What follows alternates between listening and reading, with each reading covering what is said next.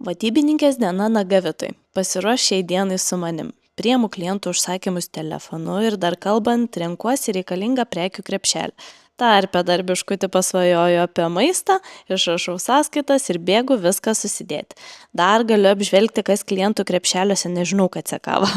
Šiaip dažniausiai krepšeliuose pamatysite Footlogic produktų, nes vasara pedikiūro sezonas, todėl klientės priemonės perka savo naudojimui procedūrom ir pardavimui klientėm, o čia bestselleris Footlogico puto sausom rankom.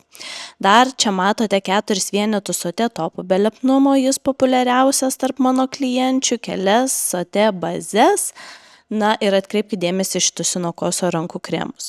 Taip pat priimu klienčių užsakymus ir Instagram paskyroje Nagavita vadybininkė ir toliau teleportuojamės į kitą krepšelį. Čia nuospaudų minkštiklis vėlgi pedikiūrui, Inokoso topas su UV filtro apsauga ryškiom spalvom, o klientė šitas 2 Inokoso spalvas jau kartoja po 2 buteliuką. Toliau minkštiklis tirpinantis negyvas odeles, gelinio lako tirpiklis saugiam pašalinimui ir įtrinama gelišo bazė.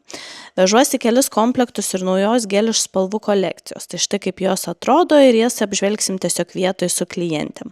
Čia klientės depiliacijos priemonių užsakymas, dar geliš stingdinamas stipriklis po lempą ir 2 saldainiukiškai kvepiantis kūno losjonai. Paskutiniam krepšelį pedikiūro lapetėlis pardavimui klientėm ir dabar jau spaudžiu gazą ir lėkiu į Vilnių aplankyti Vilniaus klienčiukų.